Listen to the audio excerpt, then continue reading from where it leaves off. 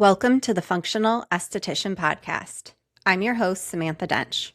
Today's special guest is Moyra Gorski, a wellness advocate. We are going to talk about menopause and healthy aging. Before we get to today's interview, let me introduce Moyra. Moyra Gorski is a podcaster, wellness expert, and passionate entrepreneur dedicated to helping women live vibrant, healthy, and purposeful lives. A retired RN and breast cancer survivor, she inspires others to take charge of their health and find joy through simple, sustainable habits. As the host of Your Journey to Joy podcast and a longtime wellness advocate, Moyra empowers women through education, community, and natural solutions for the body, mind, and spirit. A resident of Geneva, Illinois, she finds joy in ballroom dancing, journaling, baking, and time with her family and dog, Ruby. Hi, Moyra. Welcome to the Functional Esthetician Podcast. Hi, Samantha. How are you? So glad to be here today. I'm excited for our conversation today. I am as well. It's a good one. It will be a good one. It is going to be a good one. I'm going to have you start by introducing yourself. Share a little bit about your background, how you got started, and how you got to where you are today. Well, my background is in nursing. I have a bachelor's in nursing and worked for a little bit in nursing right out of college and moved into medical sales. But I was always involved with the hospital and working with a lot of patients in the rehab setting, paraplegics, quadriplegics, and then special services that those patients needed. For my 20s, that's what I did. And then I met my husband late in my 20s and got married and went back to work for a little bit, but we decided to put my career on hold and see if we could start a family and build a family and have me at home. That's what we did. Now, 33 years later, just celebrated our 33-year wedding anniversary. Congratulations. Thank you. 4 children and lots of fun things throughout those 33 years. As it would be, my oldest son was kind of sick all the time. If anybody was going to be sick or bothered by something, it was Paul. And he's a great kid. But I mean, he just was. And I think some people can relate to that. You know, there's always like a sickly child or somebody that's got behavior issues or things like that. And so some friends had started to make some suggestions of just some alternative things that I might want to try with him. Now, this is 25 years ago, and things like a chiropractor who could help with his allergies didn't really make sense to me. Change my laundry detergent because that might help him sleep better. These were all things that just were so foreign to me because they were different than what I had learned. But I was a concerned mom of a child, and the doctor at that time, the pediatrician, said, well, give him Claritin prophylactically every day. And I knew that didn't make sense to me either. So I started to just kind of be open to these suggestions that my friends made me, as well as even a soccer coach told me about a homeopath that he had worked with that helped him with his allergies. And as much as I was so skeptical about any type of natural alternative things, because it's so unregulated, it just felt uncomfortable to me.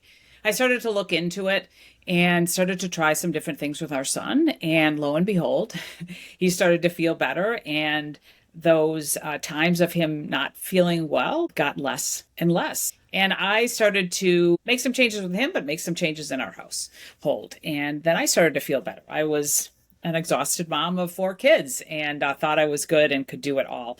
And so I started to learn that if we pay attention to what we put in, on, and around ourselves and make some choices, some better choices in those areas that our body feels better, our cells feel better, we look better, we feel better. I partnered myself with a company that's in the wellness space that I started to use a lot of their products, and I really liked their philosophy of science blended with nature. And so I knew I could trust these products, even though, again, I was learning it was such an unregulated industry. That's a short story of a very long 25 years. I've, again, stayed partnered with that company for 25 years.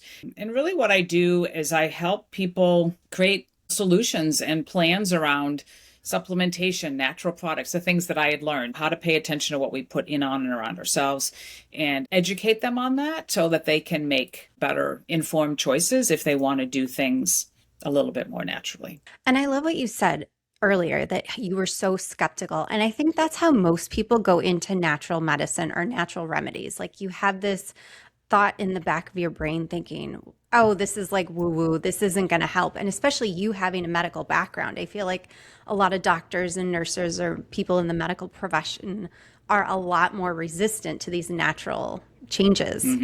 Absolutely. Because when you go through nursing school, medical school, there are studies, there are peer-reviewed studies, there are this big proof that this drug works, or there's been this study on this, and it's very unregulated. So it's one thing that, to try some things for yourselves, but then when you're starting to recommend them to your friends, I was a good consumer, as you would say, for a few years, just trying things out and learning, just kind of diving into that learning.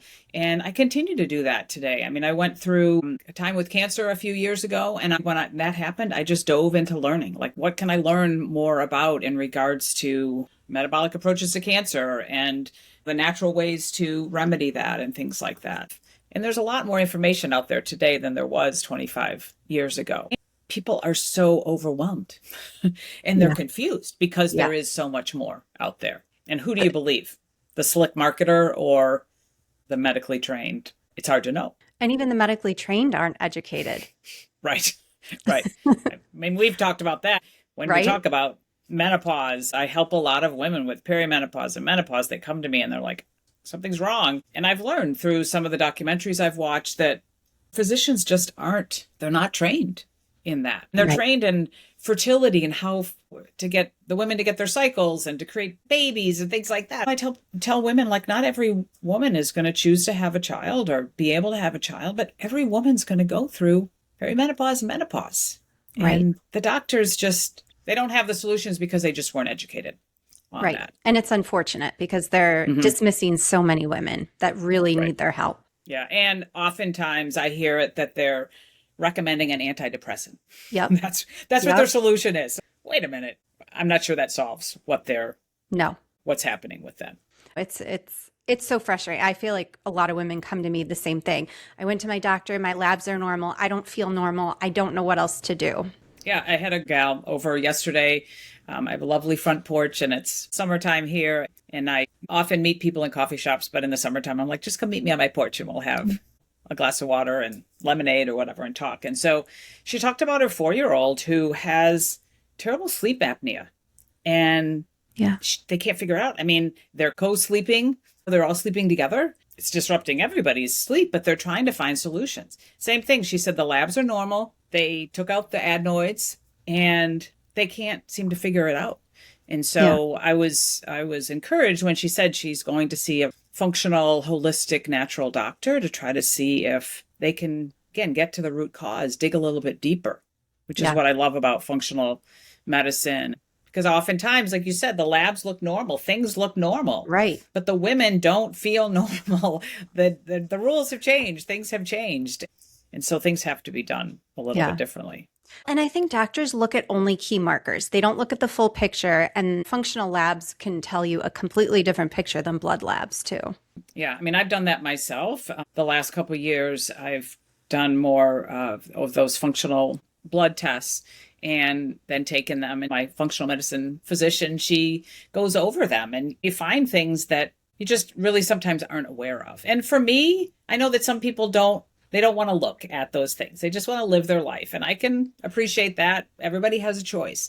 But I feel like I want to know the information and then I can make the choice. Give me the information, give it all to me, explain it all to me. When I took my kids to the doctors when they were younger, like I said, I'm like in this place of perhaps going a more natural way, but explain to me why you would want this vaccination, why you would want me to do this. Explain it to me. And then please appreciate my choice that I make if it's against what you would recommend.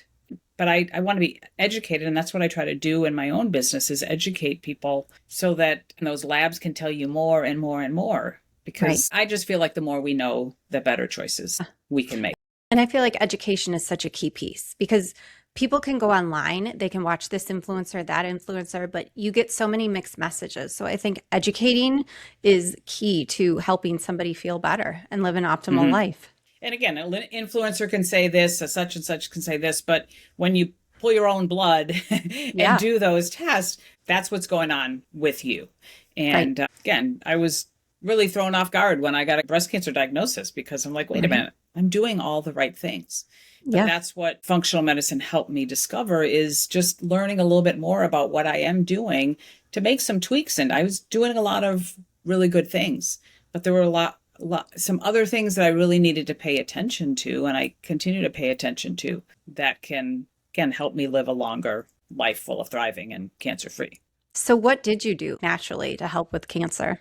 Well, I had a lumpectomy, and so I had it removed. I was like, I don't know if I'm going to try to be that hero that like shrinks it all. I mean, I'll take it out. And thankfully, I found a great surgeon here, and it was early stages, small, did have it removed, clear margins, no lymph node involvement. So great, very grateful for that. And then I saw a medical oncologist, but then she was recommending that I go to a radiation oncologist. And again, didn't make sense to me. I didn't want the radiation right by my heart. That's where my lump was. A couple of books that really made a huge difference and helped me learn. One of them called The Metabolic Approaches to Cancer, and then one that's called Radical Remission. But The Metabolic Approaches to Cancer kind of talks about kind of what I've been talking about for 25 years. It's about those underlying causes, like what are the root causes? And it talks about that we have many terrains in our body. So terrains like our microbiome, our stress, our sleep, hormones, and things like that.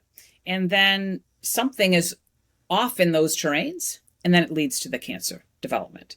And so that, again, made sense to me. And as I did the little evaluation or the quiz or whatever assessment they called in that book, and I kind of knew that it led towards a lot of stress in my life. And so I learned so much about that stress leading to hormone disruption with cortisol and blood sugar and things like that. And so I was learning a lot with that. And then I also read this Radical Remission and Radical Hope. And it is written by Dr. Kellyanne Turner, who did a lot of research and did a lot of interviews with people that had radical remission from some type of cancer, be it that they tried conventional, then they went to something else or a whole, and came up with 10 commonalities that these people had. Exercise, taking full control of your health, dietary changes, supplementation. So like 4. But the rest of them were like, as I call them, like mindset shifts. So things like deepening your spiritual practice, finding things that bring you joy, getting rid of things that don't serve you. And I'm 62, but I knew the life that I've lived was filled with stress, was filled with trying to do it all as a mom of 4 and an entrepreneur, perhaps trying to change people around me and encourage them to change and things like that, being a codependent, all of those things. And as I learned from reading these books, I was like, you know what? I think there's some things that I can do in regards to that. And Chris Wark, who is big in the cancer world, he's healed himself from stage 3 or 4 colon cancer. Chris Beats Cancer you'll find him out there. But he talked about the forgiveness practice and forgiving. And so I did a lot of forgiving, started with my own self. And we ended up moving. We sold our big house that we raised our kids in. We moved to a smaller house. We got rid of a lot of things. I went away for a couple of days and did a lot of meditating and praying. And that spoke to me, those things that I learned in those books, because I knew that the life that I'd lived. We had a daughter who had 9 years of a journey through an eating disorder, which we weren't sure if she would live. Right. There was a lot of stress around that. And so that's what I chose to do. I told the medical oncologist, I said, I'm going to wait on what you're recommending and I'm going to work on these things. And gone more natural with thermograms instead of mammograms and things like that. And I'm cancer-free today. I feel better than I have. And I continue to work on those things because it is a continual thing of dietary changes. And I wanted to try to be vegetarian and then I wasn't getting enough protein. So I've added more protein back. So it's always a continual journey, but that's kind of an overarching, what I did was to really look at what do they talk about? They talk about genes and epigenetics, right? How genetics is a very small percentage in cancer development, although people believe it to be different. And it's really the epigenetics. It's our lifestyle that either turns those genes on or down regulates them. And so that's what I've chosen to do, is to make those changes in that area so that I can have a better chance, if you will, of living a healthier cancer-free life. And I love that you went more into the mindset and the inner work, because I feel like a lot of us hold trauma in our bodies, or we have so much stress. And like you said, women, we feel like as moms, we have to do it all. We're basically control freaks because we're like, I got to do it all. Right. Nobody can do it better than I can. The only way to get it done is if I do it. And I feel like I'm guilty of that too. But Mm-hmm. I feel like that stress creates such an impact negatively in our bodies. And by doing the inner work, that's awesome that you were able to heal your cancer. And I tell people it's not easy work. I mean, I Right. went away for retreats and did like hour-long breathwork meditations and walks in the forest and lots of journaling. But again, a gratitude practice and like, what is this Yes. here to teach me? And I realized I had to figure out where the cancers were in my life. That was a big realization during a Right. meditation of mine. Not just this particular physical cancer, but where are all those cancers that are eating away at the joy in my life? Again, it's not easy work, but Right. it's so freeing when you can get rid of those burdens, like you said, and the body keeps the score. I have the book right over there. There are traumas stored in our bodies that when I started to learn about that, I'm like, that's weird.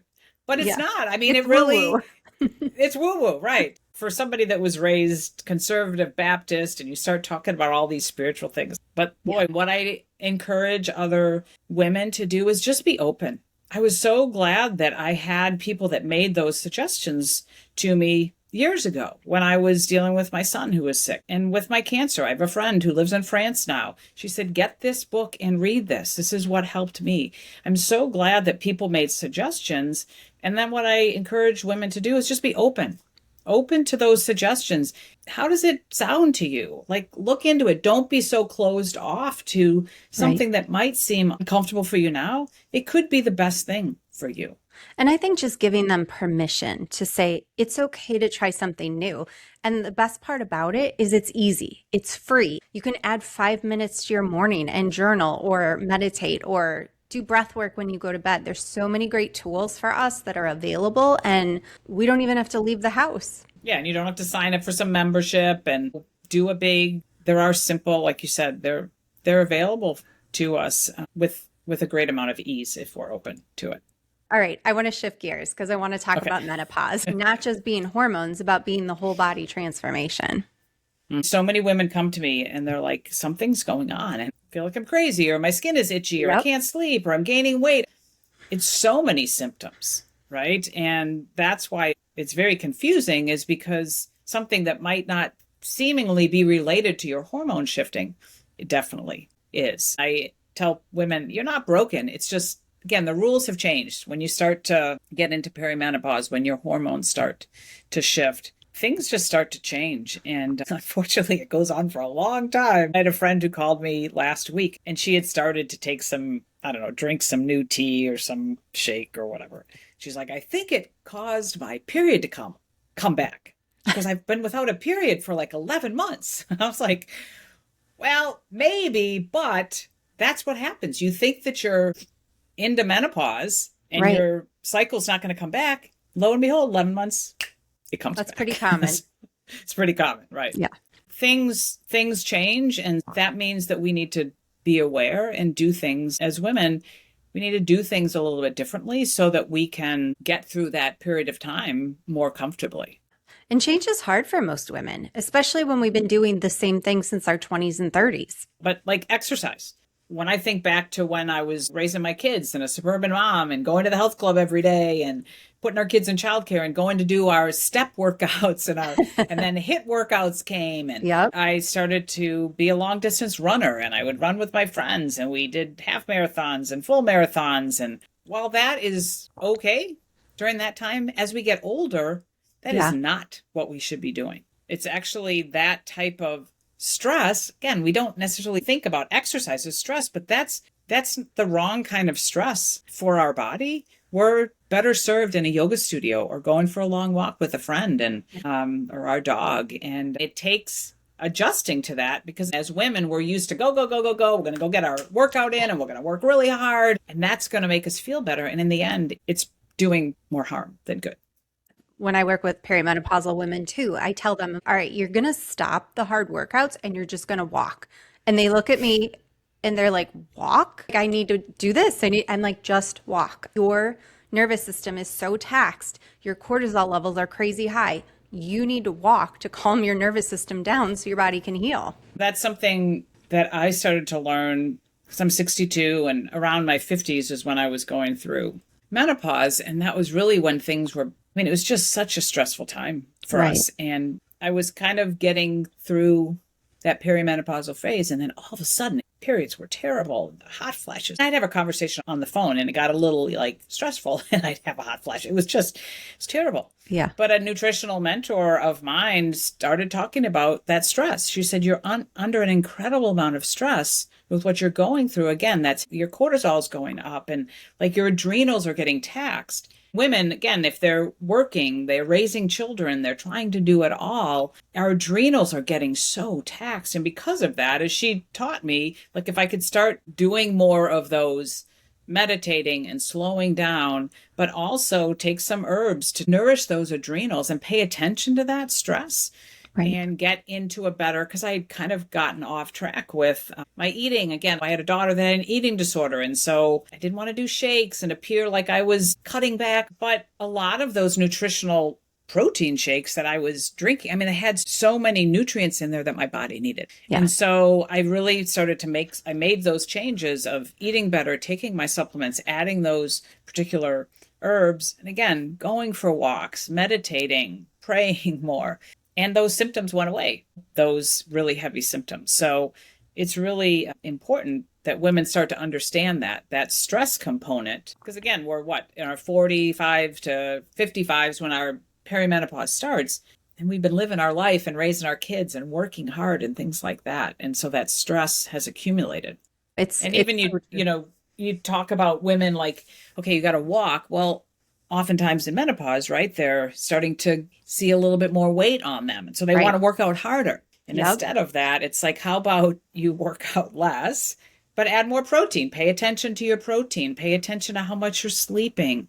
These are all such important things to pay attention to in perimenopause, menopause. Our sleep, so we can restore, making sure that we're getting the best protein sources, making sure that we're hydrated, and then having some of those herbs, nutraceuticals, and things like that are going to help, like you said, regulate the nervous system better. Another thing I do is I increase their good fats like butter, olive oil, avocado oil. And then I tell a lot of my women, instead of eating carbs, eat vegetables and consider that your carbs, because I feel like that shift, it's then they don't feel so deprived, but then they're full and they don't feel like they have to constantly snack. Because I feel like perimenopause and menopause can bring on insulin resistance too. And then all of a sudden, why am I so hungry? Or I can't go more than an hour between eating. So if you increase your protein, fat, and vegetable content, you feel full longer. Do you find that that's easy for women to increase vegetables? I find that so many they don't even know what to do. I create nutrition plans for my clients. So I help them. I'll give them diet plans. Instead of eating this, you can have this instead. Because I feel if you tell someone don't eat carbs, they're going to look at their kitchen and go, oh, well, what can I eat? They'll freak out and they won't stick to it. So if you can say, okay, don't eat potatoes, but have extra broccoli or have some asparagus instead. Those are your carbs. I feel like giving them some useful tools, they're more likely to stick to a nutrition plan. Yeah. And even I recommend just roast a bunch of vegetables, be it the broccoli, cauliflower, beets, asparagus, roast a couple of big pans of those. And then you have them in your fridge to heat up when you're wanting to grab the chips and salsa, and just filling half your plate with those vegetables. Like you said, it just makes such a difference in helping us feel full. Because that's the thing. When perimenopause hits, insulin resistance increases. And so there goes our appetite and there goes the fat storage. So it's like a negative roller coaster. I have a client who, she just continues to bring that up and insulin resistance. And I'm like, yes. And what about these things that we talked about? Oh, I don't know. I just can't do that. I'm like, okay, well, but it's really, again, where to focus to try to create those habits. Just try, even if it's every other day, and then they become the habits. And women have to be ready. I feel like if someone comes to you and they're not 100% ready, they're not going to stick to it. No matter what you do, no matter what you say, they have to want it. That's right. And I'll share the stories of women that I've been able to help, that they were like this. And then these were the simple things that they started with. And because of that, this is how how they're feeling. It helps a lot of us if we can hear something that sounds like, well, maybe then it's possible. Okay, that happened for her, and it's possible for me. Again, there's so much out there, like we talked about in the beginning. There's so much. And some people are like, well, should I do hormone replacement? Should I do this? Just educate yourself. Right. And there's no shame. And if you want to choose this or choose this, I mean, just,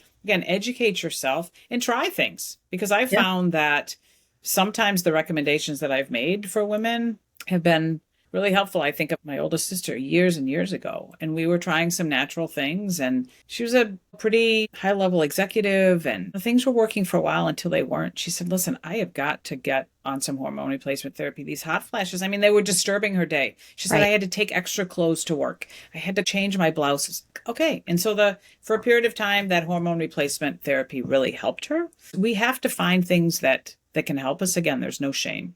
Well, and I think more education has come out about hormone replacement. Years ago, we were so afraid of it.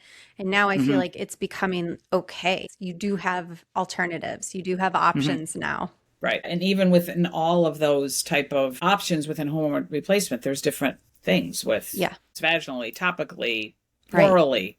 There's all kinds of options, and finding an expert that knows about that can do that. Because I'm assuming you do testing, like hormonal testing.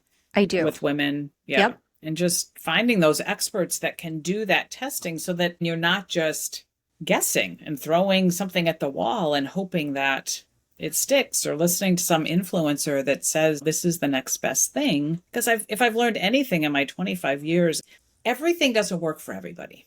Right. And even with cancer. Oh, the keto diet, you should be keto, you should be eating a keto diet. Oh, you should be completely vegan. I think there's something to be said for eating for your blood type. And again, the same thing's not going to work for everybody. So it's, again, back to that learning and trying and seeing what works for you and what you're comfortable with. Like you said, if the women aren't ready, it doesn't matter what we say. So what would you tell your younger self about aging and menopause? Well, I would say that it's inevitable, right? Aging is inevitable. Menopause is inevitable. And it's not the end. Menopause and aging really is this beautiful time, which again, the rules change. You need to do things differently. But it's a time for women that I think can be an exciting next chapter. Many times, depending on if you had children or when you had children, when you start to go through menopause and you're getting through menopause, the kids have gotten through school, they've grown, they've moved on. Now is time for you to spend time with your husband and do extra travel, or maybe he hasn't retired, so maybe you're going to do some things yourself or find things. I found ballroom dance 5-6 years ago, and that's my fun hobby. I say that all the time. It's not the end. If you can work on some of these habits with your nutrition and exercise and sleep and things like that, you can feel better. But look at it as an opportunity, just a new chapter. And that it doesn't mean that it's the end, as much as the patriarchal system wants you to believe that, or they believe that. It's really not the end. It's really that next chapter. And it's a pretty exciting one where you have more freedom to do the things, to choose the things that you choose. I know a couple of women in the dance community that their husbands have passed. And so they found this place that they can have community and they can have fun, or they've gotten divorced. So things do happen as we get into those periods of time. I would definitely say you're not giving up. You're not closing the door and saying life is over. There is so much life to be lived once you get into that particular time of your life. Right. So what's one thing our listeners can start implementing today? I would say movement and hydration, making sure that you're hydrated. And sometimes it's more than just water. I always say, like, get up in the morning and start your day with water with a full lemon squeezed into it. That's a great thing that you can start your day with. It gets things going, if you will. It's a great way to get yourself hydrated in the morning and to start your day before you start putting the caffeine in. And I know you asked for one, but just get out and move. I've done more walking since I've moved to this new community a couple years ago than I ever have. We live in this world of sitting in front of our computers and working that way, and it doesn't serve us. So we got to get out and move. And when you call a friend and say, come walk with me, then you add that community and that connection piece of it, which is so lovely. There's a gal that just like 5 weeks ago, she decided to start a ladies walking group, and she called it Join Waves, because during her last 5 or 6 years of her life, there have been these waves I'm just getting to know her, but I know she got divorced and just lots of things. And she said, you know what helped me is being connected with other women and walking. Yeah. She started these and she just says, here, meet here. She has women that are just, we met last week in St. Charles. There was like 35 women that just showed up. We didn't know each other. That's amazing. We saw that. But women want that connection. And then we walked and it's a lovely thing. So get out and walk, find a friend, and make sure you're getting hydrated. I love that. That's great advice. Yeah. Moyra, how can everybody find you? Well, I am quite active on social media, so you can find me with Facebook, Instagram, and LinkedIn. I do have a website, moyragorski.com, that you can find me as well. And I believe in the show notes, there's a link tree too that will go to the podcast that I host, the journal that I created. In addition to those things that I recommended, just finding somebody that can help you, somebody like you, somebody like me that can help them through that journey. And so there's some connection points there that you'll see in the show notes as well. Exactly. Everything will be linked below so they can click and connect with you.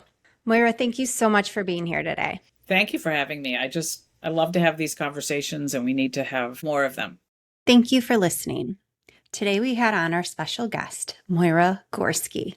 We talked about what women can do when labs look normal, but you don't feel normal, natural cancer remedies, menopause, and how to look at this next stage of life and find new things that bring you joy.